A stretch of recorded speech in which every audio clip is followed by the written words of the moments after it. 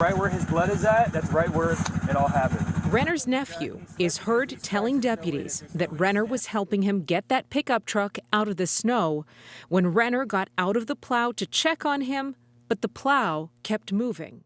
In the unforgiving wilderness of Nevada's Lake Tahoe, where snow falls like nature's own curtain of silence, actor Jeremy Renner experienced something that few humans ever encounter and return to tell. On New Year's Day in 2023, the Marvel star found himself crushed beneath 14,000 pounds of steel and machinery, his body broken in ways that should have ended his story forever. But in those final moments, as his heart rate plummeted to barely 18 beats per minute, Renner discovered something extraordinary about the boundary between life and death.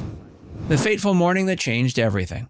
The morning of January 1st, 2023, began like countless others at Jeremy Renner's Lake Tahoe retreat, with fresh snow blanketing the mountain landscape in pristine silence. The previous night had delivered what locals called a snowmageddon event, dumping approximately 3 feet of snow across the region and effectively shutting down the mountain roads. For Renner, who regularly hosted family gatherings of 25 people during the post-Christmas period, the heavy snowfall presented a familiar challenge that required immediate attention. The 52-year-old actor retrieved his piston bully snowcat, a massive 14,000-pound snow grooming machine typically used at ski resorts, to help clear the accumulated snow, and assist his 27-year-old nephew Alex, whose truck had become trapped in a snowbank on Renner's private driveway. After successfully freeing his nephew's vehicle, Renner stopped the massive machine to speak with Alex, believing he had properly secured it. However, in what Renner would later describe as a tiny but monumental mistake, he failed to engage the parking brake before exiting the cab. The snowcat began sliding sideways on the icy surface, its enormous mass carrying it directly towards his nephew. In that split second, with Alex potentially in the path of the runaway machine, Renner made an instinctive decision that nearly cost him his life. He attempted to leap back into the moving vehicle to stop it, but his foot slipped on the metal tracks. The machine immediately pulled him underneath, and the crushing weight of nearly 7 tons of steel began grinding over his body with what he later described as horrifying crunching sounds. The accident occurred at approximately 9 a.m., but it would take emergency responders 33 minutes to reach the scene due to the treacherous road conditions. The physical devastation. The extent of Jeremy Renner's injuries defied medical comprehension, creating what doctors later described as a miracle of survival. The massive snowcat had systematically crushed virtually every major bone structure in his body, leaving him with between 30 and 38 fractures distributed across his entire skeletal system. 8 ribs were broken in 14 separate places, creating a cascade of internal damage that punctured his liver and collapsed his right lung completely. His right knee was shattered, both ankles fractured, and his left tibia snapped under the immense pressure. Perhaps most shocking was the damage to his face. Renner's cheekbone and eye socket were so severely crushed that his left eyeball was literally squeezed out of its orbital socket, bulging grotesquely from his skull. The sight of his own eye displaced and visible to his remaining functional eye created a surreal awareness of his condition that few trauma victims ever experience. His skull had cracked, but miraculously hadn't completely fractured, a factor that medical professionals later credited with saving his life. The pelvis suffered 3 separate breaks,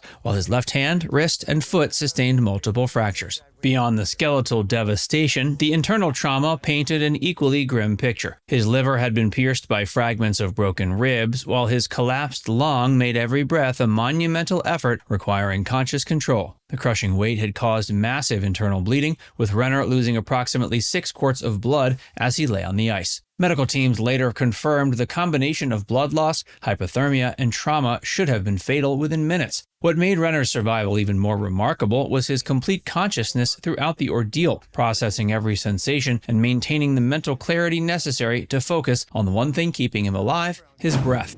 Zooming out, focusing on just breathing. So I wasn't going to breathe. Didn't matter that my eyeballs out of my head, that my legs were all twisted up like a pretzel. Doesn't matter. I'll worry about that later. You gotta breathe first. The battle for survival. Lying motionless on the ice-covered driveway, Jeremy Renner faced a reality few humans ever confront: his body's complete inability to breathe automatically. With his rib cage crushed and his lung collapsed, the fundamental act of respiration became a conscious, exhausting battle that demanded every ounce of his mental and physical strength. Each breath required what he later described as the effort of performing a one-armed push-up, forcing air out of his damaged chest cavity before desperately sucking it back in. The breathing technique that saved his life traced back to an unexpected source from his childhood. At 12 years old, he had reluctantly accompanied his single mother to Lamaze classes at the local YMCA, learning controlled breathing methods designed for childbirth. This knowledge, dormant for decades, suddenly became the most crucial skill he had. As he lay crushed and broken, those half-remembered lessons in controlled breathing provided the framework for staying conscious and alive. Renner's nephew Alex and neighbors who arrived to help watched in horror as the actor's skin gradually changed color, shifting to an alarming blue-green hue as hypothermia and blood loss took their toll. The sub-freezing temperatures, which should have been fatal in this condition, may have paradoxically helped by slowing his metabolism and reducing his body's oxygen demands. As the minutes stretched into what felt like hours, Renner's focus narrowed to a singular purpose: the next breath and the one after that. His neighbors tried to provide what assistance they could, with his nephew helping to lift some of the pressure from his chest to ease his breathing. The moment of death.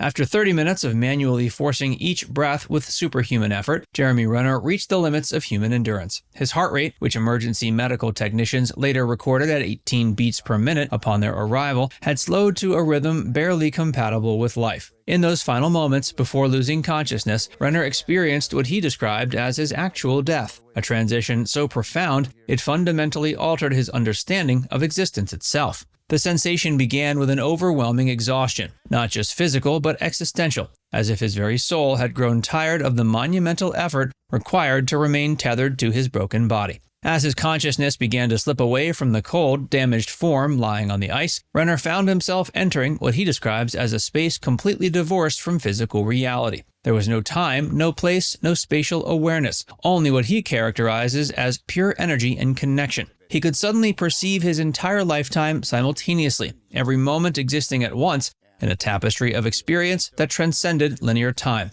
What struck Renner most powerfully was the absence of fear or pain in this state. Instead, he experienced what he terms an exhilarating peace, a profound tranquility that exceeded anything he'd ever known in life. The sensation combined the ultimate adrenaline rush with complete serenity, creating what he describes as an electric calm. In this space, he felt connected to everyone and everything he'd ever loved, surrounded by a beautiful and fantastic energy that seemed to represent the essence of existence itself. The experience was so overwhelmingly positive, so filled with what he calls unknowable magic, that it created an unexpected problem. He didn't want to return. This reluctance to return to life became one of the most startling aspects of his near-death experience. When he eventually regained consciousness and realized he was back in his damaged body, his first emotion wasn't relief or gratitude, but frustration and anger. The return to physical existence meant returning to pain, to the stark reality of his shattered bones and displaced eye, to the uncertainty of whether he'd survive or what permanent disabilities he might face.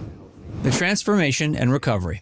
The near-death experience fundamentally altered his relationship with mortality and existence. Having crossed the threshold between life and death, he returned with a perspective that stripped away much of what he had previously considered important, leaving him with what he describes as an oversimplified but magical approach to living. Renner's initial hospitalization lasted 12 days in the ICU, where he underwent multiple emergency surgeries. The accident also transformed his relationship with his young daughter Ava, who became both his primary motivation for recovery and a beneficiary of the lessons his experience provided. Now it's time to hear from you. What was the most surprising part of this story? Let us know in the comments section below.